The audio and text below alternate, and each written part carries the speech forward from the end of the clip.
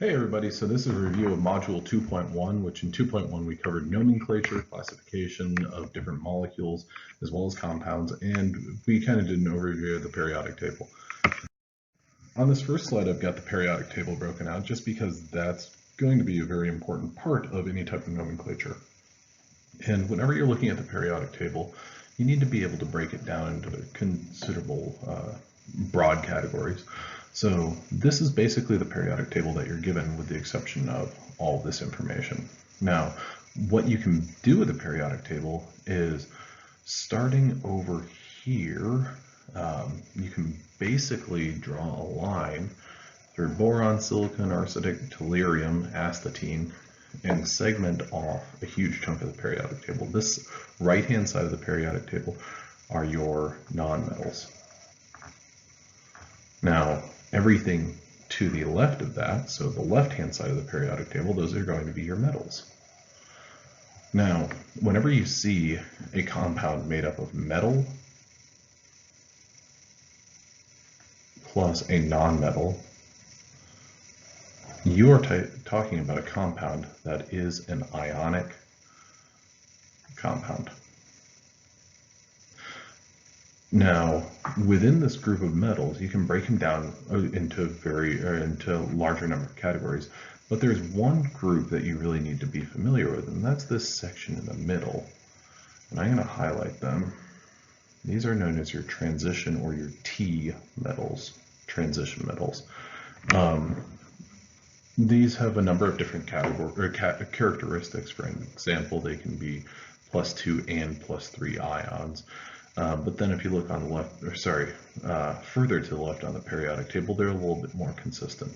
So whenever you look at the periodic table, you should first be able to say, I know where my metals are, I know where my nonmetals are, and then within that subcategorization of metals, where are my further divisions? So one of those major divisions is your transition metals.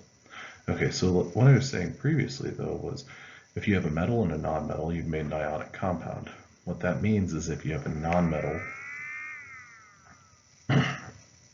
I'm just going to say, and a nonmetal, you are making what is known as a molecular compound. Now, with these ionic compounds versus molecular compounds, one of the big differences is the rules for nomenclature. And we're going to kind of visit these in the next few slides. But one thing that I want you to be familiar with is an ionic compound is basically just a pairing of ions.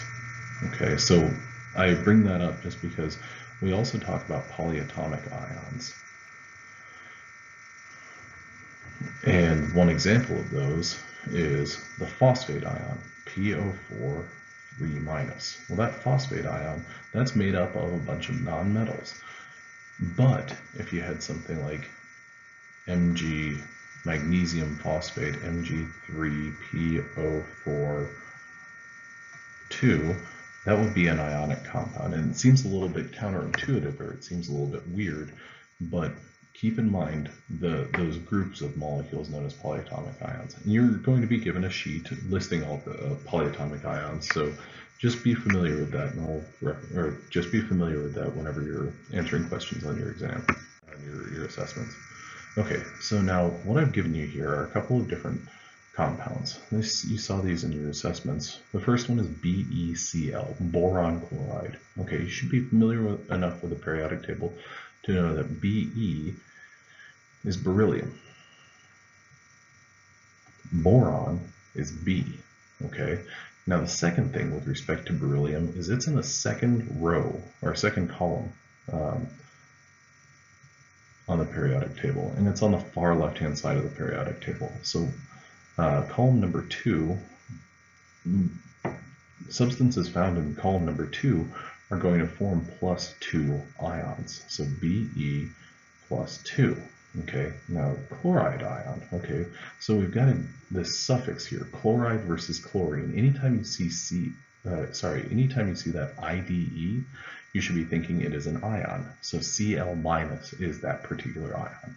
Now, if we were to come up with the formula for beryllium chloride, BeCl, what we would have to consider is how many, or we have to consider our charges. So chloride is -1 and beryllium is +2. So what we need to have is BeCl2. So you could kind of think about it like this: Be plus plus, well, Cl minus one of those Cl's accounts for that positive, and then Cl minus the other Cl accounts for this other, neutralizes that or cancels it out one. So ultimately that's what you're coming up with there. Okay, so BeCl2 would be the correct formula for what is intended with beryllium chloride. Okay, now next up, MgO. If you saw something like that, you'd have to place these atoms on the periodic table. Magnesium is a +2 ion, so that's again Mg +2. Okay, now oxide, monoxide. Okay, so that's not, we got a couple things going on right there. First is this prefix MON or MONO, and then the suffix IDE. Okay, so IDE, just like the chloride, it means that it's an ion. Okay, oxygen happens to be a -2 ion. Okay, magnesium. Okay, whenever we're talking about the magnesium ion, there's no need to change any part of the name. So magnesium, the magnesium ion has a +2 charge. So that part of this is fine. That lines up right here with that. Okay, now monoxide. Okay, well, whenever you're talking about an ionic compound, you do not need to include that prefix. So MgO is the correct formula for magnesium oxide. MgO is the correct name for this compound, correct formula for this compound, MgO. What we have here is a 2+ cation and a 2- anion, and you get overall no charge for this molecule. So the correct name would be magnesium oxide. Okay, so using that IDE suffix is the correct thing to do whenever you're talking about an oxygen anion. Okay, now the last one, CaS. Okay, so Ca is calcium. Okay, that checks out. What that's going to be is a +2 cation. Now S on the periodic table is sulfur, but one of the things that's important to recognize about this is looking back at our other examples. We had that IDE suffix, so we're talking about monatomic anion, and so what we need to do is we need to use the IDE suffix. In addition to that, we need to be able to place sulfur on the periodic table.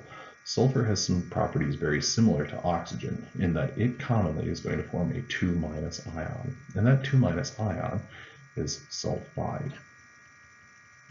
So Ca, we've got 2+, pair that up with the S 2- ion. Okay, those charges are going to cancel. We're going to end up with CaS, which is our compound that has no overall charge to it. So calcium sulfide. Okay.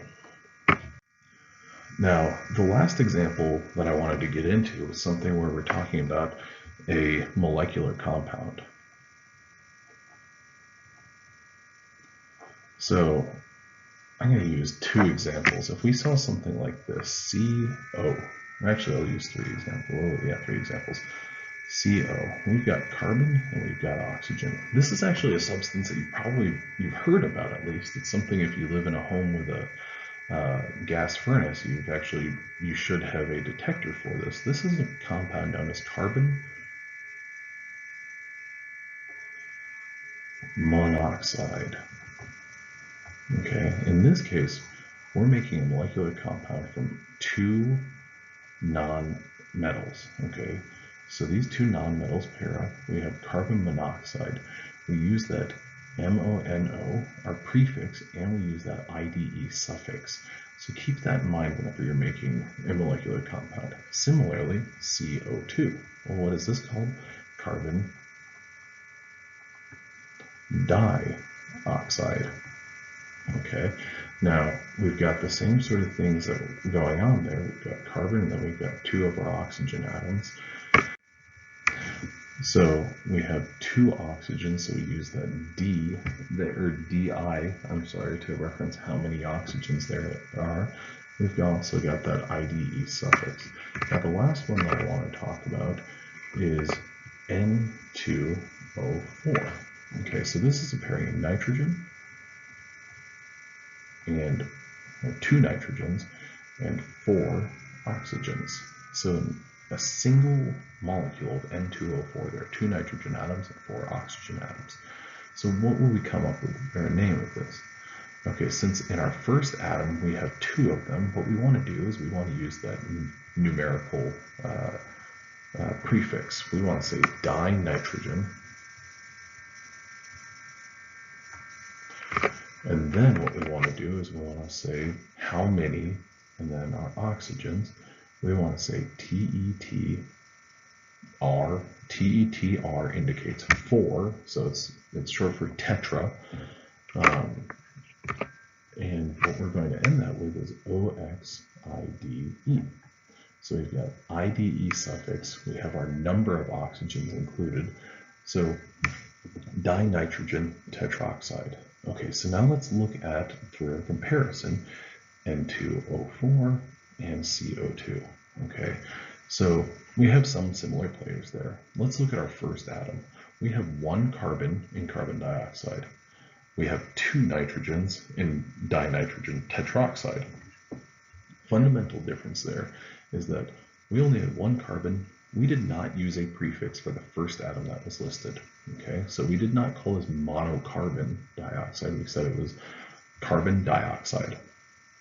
So if your first atom or your first element, there is only one of that particular element, you do not need to use that prefix. If there are two or more, so dinitrogen, two nitrogens, you do need to use that prefix. So you might have something where there are three of them or something like that. So keep that in mind. Now when we compare our second atoms, in both cases they were oxygens. We use their prefix to indicate how many oxygens. We do di and tet.